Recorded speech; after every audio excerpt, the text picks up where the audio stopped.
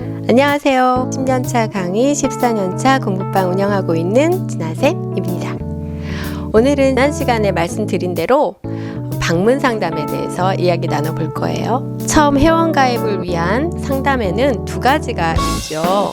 첫 번째는 지난 시간에 말씀드렸던 전화 상담, 그리고 오늘 말씀드릴 방문 상담이에요. 이렇게 전화 상담으로 잘 연결돼서 방문 상담까지 오게 되면요, 우리는 상담의 반은 성공한 거다 생각하시면 됩니다. 그래서 우리는 언제나 연습을 해야 돼요. 누군가 문을 두드렸을 때 도시가스 검침하시는 분이 오더라도, 아니면 소독하시는 분이 오더라도 안녕하세요, 상담 오셨어요? 라고 문을 열고 연습하는 거예요. 그러면 이게 자기도 모르게 연습이 돼서 정말 상담에서 도움이 많이 됩니다. 우리는 일단 얼굴이 조금 두꺼워져야 되잖아요. 이제 본격적으로 상담을 이야기해 볼까요? 자, 상담에는 총 3단계가 있어요. 맞이, 그리고 용건 처리, 그리고 종결 단계예요. 맞이는 학부모를 맞이하는 분위기가 무엇보다 중요한데요. 학부모님이 문을 열고 들어왔을 때 한눈에 이곳은 공부하는 곳이구나 라고 느껴져야 되는 거죠. 특히 선생님의 첫인상이 무엇보다 중요합니다. 처음 학부모님이 문을 열고 딱 들어왔을 때 시각적이거나 청각적인 분위기를 잘 조성해 놓아야 되는데요. 그거는 평소 우리 공부방의 분위기이기도 해요. 선생님을 처음 봤을 때 이 선생님이 아이를 가르치는 분이구나 라고 느낄 거 아니에요. 학부모님은 언제나 이 선생님이 나보다 조금 더 나았으면 좋겠다 라고 생각하시고 오시거든요. 그러니까 이렇게 시각적이거나 청각적이거나 언어적인 준비가 필요한 거예요.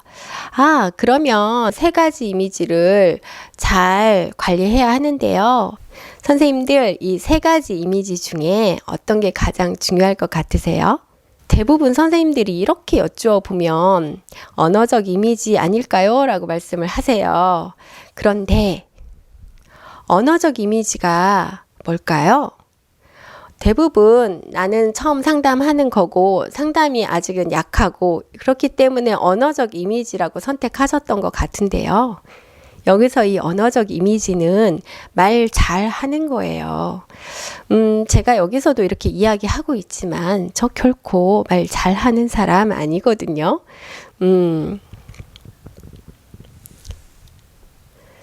그러니 다른 이미지를 우리 관리해 보자고요. 청각적 이미지와 시각적 이미지인 거예요. 청각적 이미지란 교사다운 목소리, 그리고 시각적 이미지는 교사다운 복장이에요. 첫인상은 이렇게 5초 안에 좌우가 됩니다. 그럼 우리가 5초 안에 학부모님의 마음을 잡으려면 어떻게 준비하면 될까요? 맞아요. 교사다운 복장과 목소리예요. 여기서 우선 내 아이를 맡길 이 선생님이 나를 위해 준비하고 있구나. 이 교사가 준비되어 있는 교사구나 라는 믿음을 주고 시작하는 거지요. 이 세 가지 이미지를 100으로 봤을 때 청각적 이미지가 38%, 시각적 이미지가 55% 정도 돼요. 그러면 이걸 다 합하면 93% 정도가 되거든요. 나머지 7%만 언어적 이미지란 이야기예요. 그러니까 말 잘 못한다고 걱정하실 거 없다는 말씀이에요. 이 언어적 이미지보다는 무엇보다 태도와 관심인 거예요. 그래서 용건 처리 단계에서 이 태도와 관심을 보여드리는 거죠. 상담이란 어찌 되었던 30초 안에 마음을 잡는 거예요. 상담 환경 잘 조성해 놓으셔야겠죠? 공부하는 분위기, 그리고 나를 맞이할 작은 커피 한 잔, 그리고 내 아이를 위한 캔디 한 3개, 요 정도면 충분할 거라 생각됩니다. 그리고 상담할 때는 문제 자체보다는 사람의 관심을 두시는 거예요. 어머님의 마음, 그리고 아이의 현재 상태. 어머님은 어떠한 문제가 있어서 저를 찾아오신 거잖아요. 그 문제를 잘 들어주시면 되는데 그걸 해결하려고 하시는 게 선생님이 힘들어지기 시작하는 거예요. 편한 상담이 되려면요, 잘 들어주시면 돼요. 어머님이 어떤 걸 원하시는지 잘 듣고 복창하세요. 그래서 저는 상담을 하기 전에 이렇게 A4지 한 장을 책상 위에 이렇게 올려놓고 시작을 합니다. 그곳에 아이 이름을 적고 어머님과 이야기를 나누기 시작하는 거죠.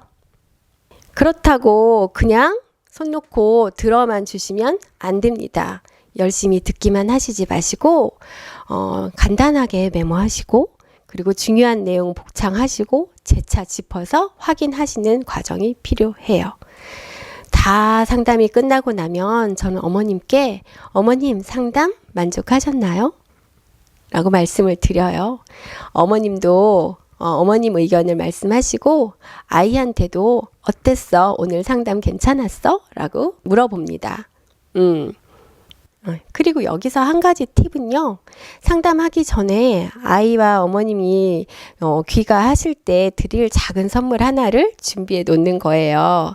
어머님께서 읽어보시면 좋을 작은 교육 정보지 한 권, 그리고 아이가 먹을 수 있는 간식, 더 추가한다면 뭐 가입 선물 정도 챙겨 놓으시면 좋겠지요. 그래서 가시는 길에 빈손으로 가시지 않게 미리 준비를 해 둡니다. 용건을 처리하는 단계에서는요, 어머님과 눈맞춤, 그리고 끄덕끄덕, 그리고 몸은 약간 15도 정도 어머님 쪽을 향한 상태에서 적극적으로 듣는 모습을 보여드리면 어머님께서도 편하게 자기 말씀을 하세요. 이렇게 용건 처리가 다 끝나고 나면 어머님께 준비해 놨던 작은 봉지 선물을 드리고요. 다음에 찾아오시기 편하시게 언제나 내 번호를 열어 드립니다. 이 상담이 계약으로 이루어지지 않더라도 의문사항이 있으면 언제든지 다시 전화하시거나 방문하실 수 있도록 후속 만남을 열어두시는 것도 중요하고요. 그래서 상담은 무엇보다 편한 상담이 되어야 합니다. 내가 계약을 꼭 해야겠다라는 생각도 중요하지만 그런 마음가짐은 선생님 혼자만의 것으로 충분하고요. 내 속마음 들키지 않도록 편하게 상담 운영하시는 게 좋습니다. 그래야 어머님도 다음에 편하게 다시 연락을 주시거든요. 저희 공부방은 3층이거든요. 어머님 가실 때 그냥 안녕히 가세요 라고 하지 않고요. 저는 계단을 같이 내려가서 인사하고 가실 때까지 지켜보고 잠시 서서 인사 나눕니다. 누구든 뒤돌아 보았을 때 그 자리에 자기를 지켜보고 있는 누군가가 있다면 마음이 더 편하지 않을까요? 오늘은 상담 이야기 두 번째, 방문 상담에 대해서 이야기 나눴고요. 다음 상담에 대한 이야기 나눌 때는 공부방에서 일어나는 크고 작은 사건들 또는 학부모님의 클레임 등을 가지고 이야기 나눠 보겠습니다. 오늘도 선생님 수고 많으셨고요. 내일 위해서 오늘은 충전 꼭 하세요. 감사합니다.